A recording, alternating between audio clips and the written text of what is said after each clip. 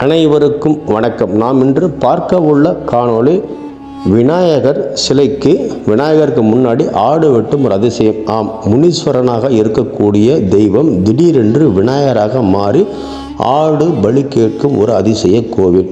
அது மட்டும் தானென்றால் இல்லை, அந்த விநாயகருக்கு அருகில் சக்தி வாய்ந்த அபிஷேகத்துக்கு தேவைப்படும் பால் ஊற்றாக தோன்றி இன்று வரை வத்தாமல் பால் வந்து கொண்டிருக்கும் ஒரு அதிசயம். இது மட்டும் தானா, இன்னும் நீள்கிறது பட்டியல். என்னவென்றால் தங்க பழம் பழுக்கும் ஒரு பனை மரம் உள்ளது. அதாவது பொற்பானை மரம் என்று சொல்வார்கள். அந்த பொற்பானை மரத்திலிருந்து தினமும் ஒரு தங்க பழம் பழுக்கிறது. அதை இன்று வரை அதற்கான ஆதாரங்களும் ஆவணங்களும் அரசு குறிப்பில் இருக்கிறது. இப்படி பல வித்தியாசங்களும் பல அமானுஷங்களும் பல அதிசயங்கள் நடந்துக்கும் ஒரு சக்தி வாய்ந்த ஒரு கோவிலை பற்றித்தான் பார்க்க இருக்கிறோம். ஆம், இந்த கோவிலில் இன்னும் பல அதிசயங்களும் பல பயங்கரங்களும் நடக்கிறது. இதை பற்றித்தான் இந்த கோவில் முழுமையாக நாம் பார்க்க இருக்கிறோம். சரி, ஒரு காலத்தில் வேற்று இனத்தை சேர்ந்த மக்கள் ஒரு அடர்ந்த காட்டு பகுதியில் வந்து குடியேறுகிறார்கள். குடியேறும்போது அங்கு யாருமே கிடையாது, ஒரு காடு. அந்த காட்டில் அவர்கள் குடியேறுகிறார்கள். அவர்களுக்கு வாழ்வாதாரம் பொருளாதாரம் எந்த வசதியும் இல்லை. அந்த நேரத்தில் திடீரென்று ஒரு மரம் ஒன்று முளைக்கிறது. அந்த மரத்தின் பெயர் பொற்பானை மரம் என்று பெயராகும். அந்த மரத்திலிருந்து தினமும் ஒரு தங்க பழம் பழுக்கும். இந்த தங்க பழத்தை வைத்து அனைவரும் அந்த பழத்தை எடுத்துக்கொண்டு நேரடியாக அங்கு ஒரு செட்டியார் என்பவர் இருக்கிறார், அவரிடம் கொண்டு போய் கொடுத்துவார்கள். அதை வைத்து அந்த கிராமமே, அங்கு வாழ்ந்த வேற்று இனத்து மக்கள் அனைவரும் அதை வைத்துதான் தனது வாழ்வாதாரத்தை மேன்போக்கு படுத்தி கொண்டனர். இப்படி அது நமக்கு தங்க பழத்தை கொடுக்கும் தங்க மரம் என்பதால் அதை தெய்வமாக நினைத்து அவர்கள் வணங்க தொடங்கினார்கள். இப்படி வாழையடி வாழையாக அந்த தங்கப்பழம் பழுத்து கொண்டிருக்கிறது. நிறைய பொற்காசுகள் அவர் எடுத்து வைத்திருந்தார். இது இப்படி இருக்கும்போது வல்லம் என்ற பகுதியை ஆண்டு கொண்டிருந்த சுந்தரபுரி என்னும் ஒரு மன்னருக்கு கனவில் அவருக்கு தோன்றுகிறார் ஈசன். அங்கு வரும் தகவல் என்னவென்றால், அவர் கடுமையான குஷ்டரோகி நோயால் அந்த மன்னர் அவதிப்படுகிறார். அப்போது அந்த கனவில் என்ன வருகிறது என்றால், இங்கே சென்று ஒரு குளம் இருக்கிறது, அந்த குளத்தில் நீராடி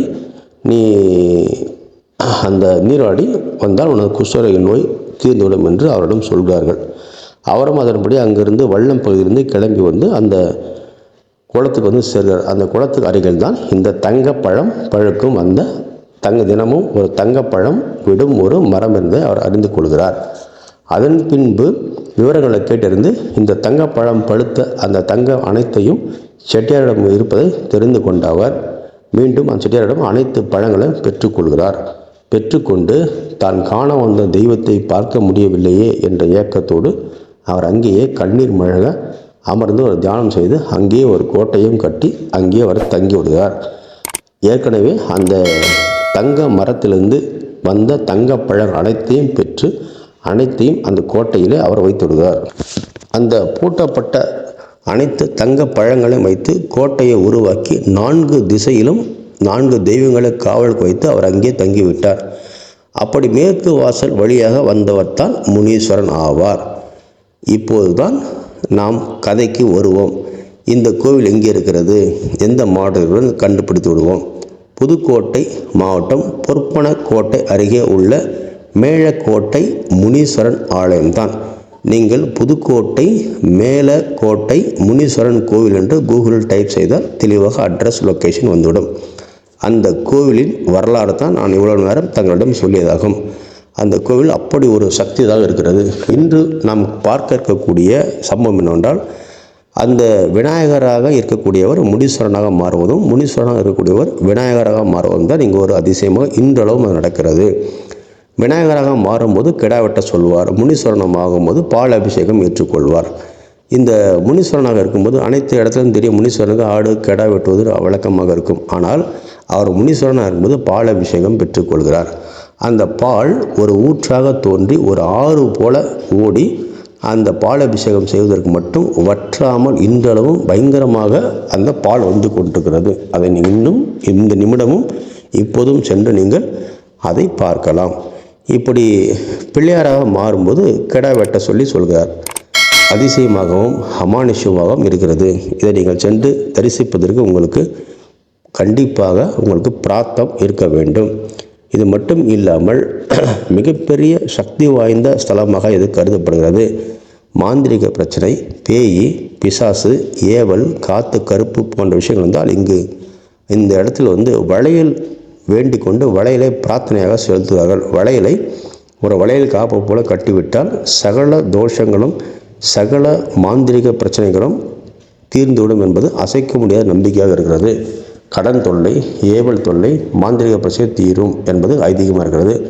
தங்க பழங்களை காய்த்த மரத்தின் மீது தான், அதாவது அந்த மரம் தான் இப்போ தற்போது கோவிலாக இருக்கிறது. எனவே உங்களுக்கு பணம் சார்ந்த விஷயங்கள் பணம் கொட்டும் என்பதை நீங்கள் தெரிந்து கொள்ளுங்கள். கொடுக்கிற தெய்வம் கூரை பித்து கொண்டு தரும் என்று சொல்வார்கள். அது இந்த கோவிலில் தான் நடந்தது. எங்கேயுமே நாம் தங்க பழம் காய்த்த ஒரு வரலாறு படைத்த கோவில் எங்கேயுமே இல்லை. சித்தர்கள், மகான்கள் எத்தனையோ கோவில்கள் இருக்கிறது. தங்கத்தை உருவாக்கினார்கள், தங்கத்தை செய்தார்கள். அவர்கள் தொட்டு கொடுத்தால் தங்கமாக மாறிவிடும் என்ற கதையெல்லாம் நமக்கு தெரியும். ஆனால் ஒரு மரத்திலிருந்து தினமும் தங்க பழம் விட்டது என்பது யாருக்குமே தெரியாது. இதுவரை நடந்த ஒரு வரலாறு. நம் கதையில் பேசிக்கொள்வோம். மரத்திலிருந்து காய்க்கிறதா என்று பேசுவோம். உண்மையிலேயே மரத்திலிருந்து காய்த்து பழமாக பழுத்து கீழே விழுந்து வருகிறது. அதை எடுத்து தான் ஒரு கிராமம் வாழ்ந்திருக்கிறது.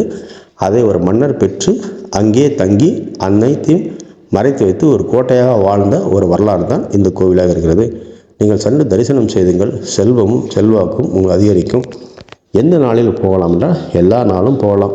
இவரை சாமி தரிசனம் செய்வதற்கு நாள் நட்சத்திரம் எதுவும் கிடையாது. கண்டிப்பாக அனைத்து நாளும் சென்று வழிபாடு செல்லுங்கள். வளமோடும் நலமோடும் சக்தியோடும் வாழுங்கள். நீங்கள் செல்லும் அனைத்து காரியங்களும் இங்கு வெற்றிகரமாக நடக்கும் என்பதில் சிறிது ஐயமும் இல்லை. சகல செல்வாக்கும் இங்கு உங்களுக்கு கிடைக்கும். நன்றி.